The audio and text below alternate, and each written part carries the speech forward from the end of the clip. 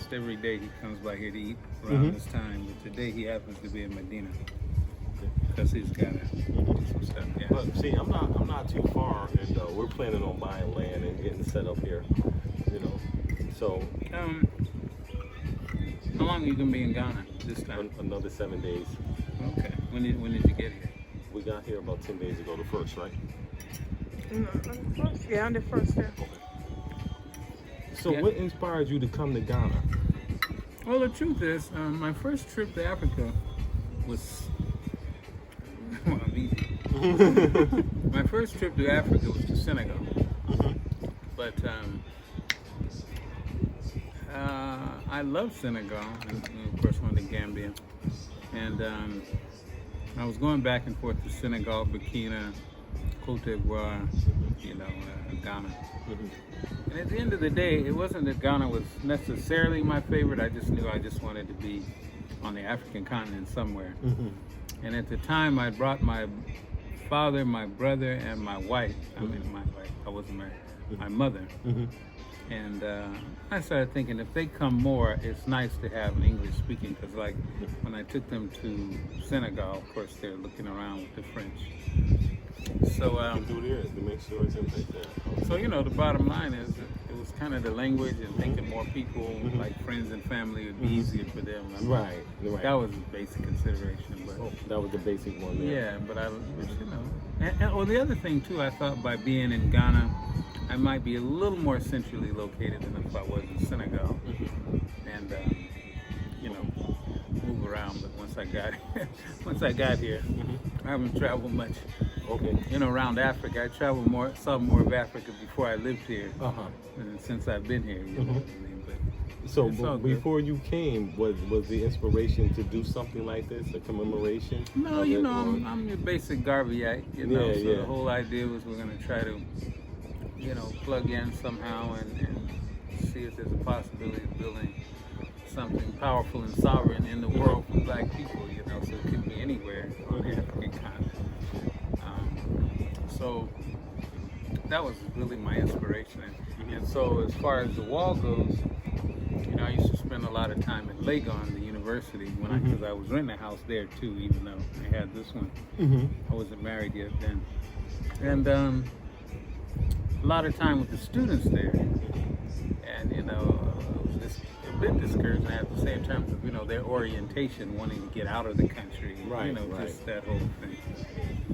And, we talk about history, we talk about Pan-African politics and all of that. It was kind of like, there was some interest, but, I realized that by the time they get that age, they pretty much begin to orient west. You know what I mean? Yeah. Gambia's the same way. I've been there a few times, so I have some idea. They begin to orientate, want to strive more towards Western education and getting out, getting traveling. Yeah. And so, so I decided I better start talking to get them younger before they drink the Kool-Aid. You know what I mean? And so I ended up coming out here and going to schools and stuff. And even that was a bit unwieldy, man, because there's so many schools. How the roads and So since I had the land and I already had this structure here that we're sitting in, and the restaurant was already here, I decided, well, I have this space, so instead of me going around there, why don't I put all these African, historical figures on the wall that I've been talking to. Then that way I can bring them on field trips. What they call excursions. Yes. And then I have their undivided attention. I have usually a motivated teacher or parent or principal, and we can do it that way. So we've been rolling, man. It's just COVID-19. Of course, last year everything slowed down. This year it's picked back up some. It's picked up? Yeah. Definitely. I'm proud of But it'll come, I've been on the television pre-COVID, we had the whole, everyone was coming, the Right. century of the return, year of return, Right, and right. for several consecutive years, we've seen a population or the diaspora return back in large numbers. Were there a lot of people coming here around and at that time? For the year return? Yeah, year return. So a lot of people coming in. Sure. Yeah. Because Ghana, I think, initiated it. Yeah. Oh yeah, there were a lot of people. In fact, 2020, I was really expecting to see wasn't that concerned with it because I didn't build this as a tourist attraction. I built this as a local. Yeah, I built this for the students. Right, In right. fact, tourism business didn't even come to mind. Right. That was later. People started saying, "Hey, let's come see it." Yeah. I'm like, oh, okay, yeah. Okay, bring your children. Mm-hmm. And so that's it, man. The whole idea was to get,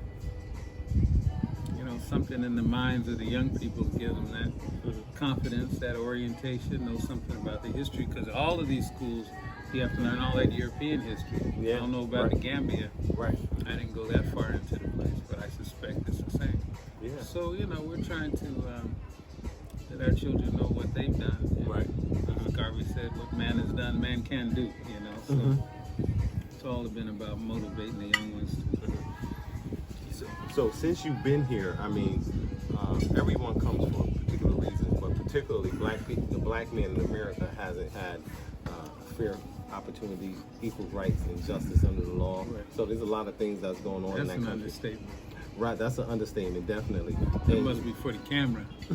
Right, Yeah, right. that's- Well, we can go in. We know that it's been a systematic genocide against our people. Yeah. And however, have you seen, being here and watching from here, have you seen erosion? A change. No, Like no, our I'm sorry. the erosion of our community, over the past, you've been here 10 years, 17 years. 7 years, yeah, 10, 20 17. years, 17 years. Erosion of which people? Just our communities, because things aren't getting Here? better. No, over in the What West. was there? Right, in California. What part of Cali you from? Okay. Los Angeles. So, you're seeing the gang violence and, the AIDS Well, it's- and the drugs epidemic. No, actually, what's really happened, as far as what I can see, is black people there got the double bang. Because what happened is that in the 2000s, when the housing crisis and all that was happening, the average white American all losing their shirt. Right. And this has been going on for 30 years, really slowly. This whole neoliberal order where things are outsourced, and so it's been getting harder and harder for the common working American white man, to say nothing of the brothers and the sisters. But in 2004, 5, 6, when they had the crisis, those people, of course, lost a lot of jobs, lost a lot of homes, and then Obama came in. So now you have people who are really hurting, right? And Obama comes in, and so there's this kind of idea that, well, maybe it's going to be different, better, what have you. And, Obama, like Bush, like Clinton, like the rest of them, these guys are serving corporations. Yes, exactly. So we said back then it's not going to change much because, I'm not bagging on Obama. I'm just saying he's president like all the rest of the presidents, Right. and they're going to serve the power, Right. which means nothing will fundamentally change for the people. Definitely. So since nothing fundamentally changed for the people, then you got a black man sitting there, and all of these whites who are losing it anyway are now pointing at him and us, like somehow we brought the pain. Right. Well, we didn't bring the pain, but it's almost like scapegoating.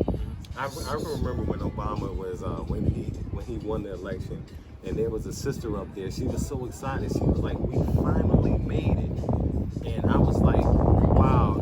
You would think that when you don't understand economy, Right. You understand what I mean? We all have Political economy. I read this book. It's a long time ago. It's called The Political Economy of the Black Ghetto. I don't know if you're familiar with that, but it talks about how basically we're just a commodity. By who? Political economy of the Black Ghetto. By who? I'm not sure. I forget the name of the guy. It was black. Like I remember that name. But I mean, many people wrote on the subject. We were brought there in order to be a part of their machine, and to be a cog in the machine, and Chattel. Yep, chattel, and and it's like, in order for their society to exist, it have to be a direct assault on our community, because through the media and with the images and everything, we got the penal system, right?